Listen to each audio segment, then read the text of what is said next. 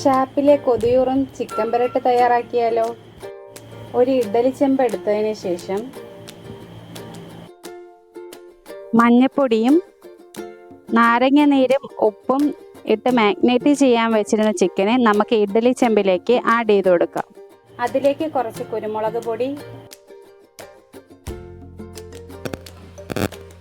നെയ്യും കൂടെ ചേർത്ത് ഇഡ്ഡലി ചെമ്പ് അടച്ച് വെച്ച് വേവിക്കാം.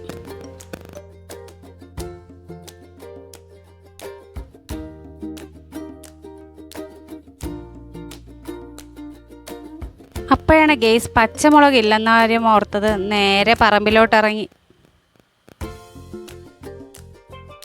ചിക്കൻ ആവി കയറുന്ന ടൈം കൊണ്ട് നമുക്ക് സവാള കട്ട് ചെയ്യാം.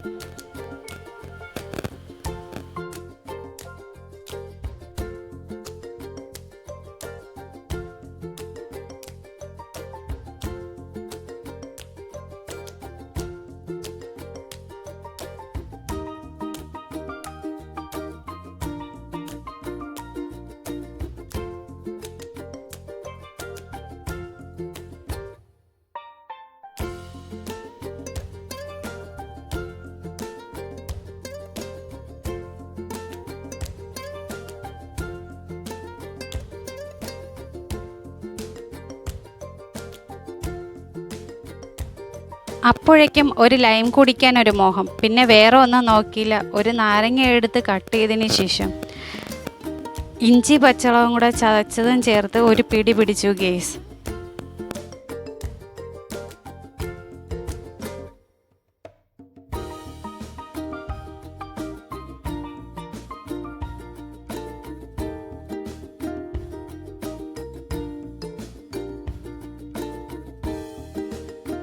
അപ്പോഴേക്കും നമ്മൾ ആവിയിൽ വെച്ചിരുന്ന ചിക്കൻ കുക്കായി ഗെയ്സ്.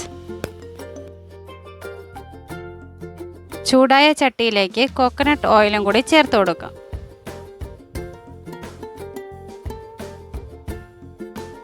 അതിലേക്ക് കുറച്ച് നെയ്യും കൂടി ചേർത്ത് കൊടുക്കാം.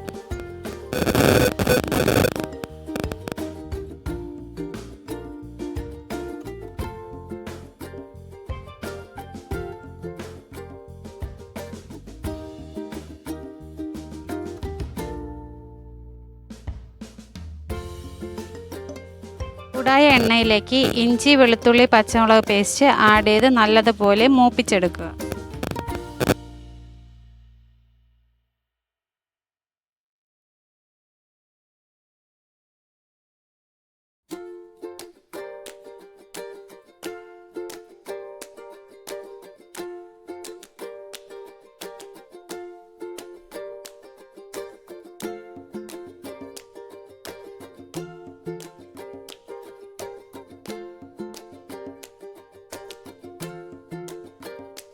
അതിലേക്ക് ഇനി കട്ട് ചെയ്ത് വെച്ചിരിക്കുന്ന സവാളയും കൂടെ ചേർത്ത് കൊടുക്കാം.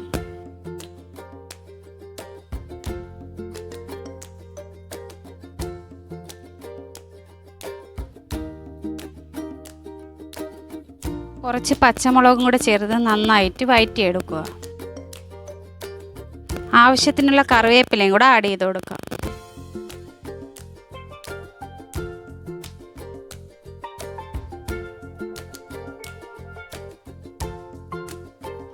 വറുത്ത മല്ലി പൊടിച്ചത് ആഡ് ചെയ്ത് കൊടുക്കാം.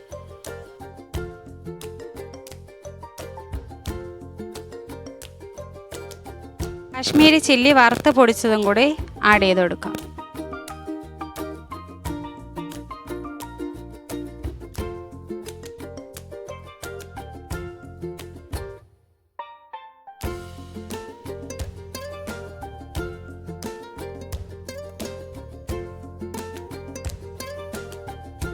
ഇതിലേക്ക് ഇനി നേരത്തെ കുക്ക് ചെയ്ത് വെച്ചിരിക്കുന്ന ചിക്കനെ ആഡ് ചെയ്ത് കൊടുക്കാം.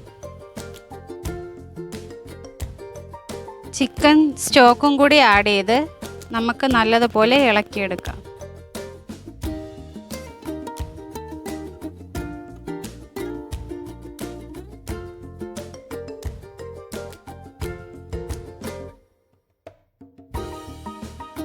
സംഗതി സെറ്റ്.